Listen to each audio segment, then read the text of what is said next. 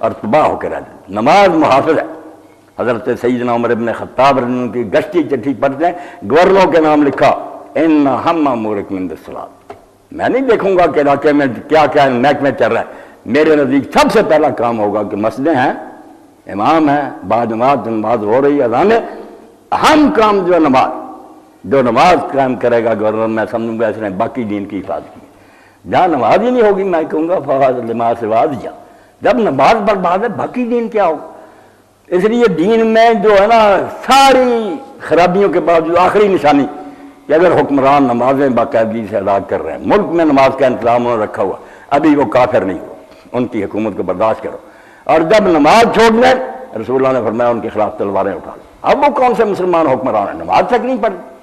اور اسی لیے حکمران جو تھا خلیفہ وقت گورنر، ان کا کام تھا کہ جمعہ کی نماز خود پڑھائیں، خطبہ دیں۔ امیر المومنین آپ آئے اور حج کے موقع پر بھی میدان عرفات میں خود خطبہ، اس طرح ہوتا تھا کہ ایک نابینا عالم کو کھڑا کر دو، دین کی مٹی پلید کر دی، وہ خلیفے گھر میں بیٹھ گئے، نابینا عالم خطبہ دے رہا حج کا ہے۔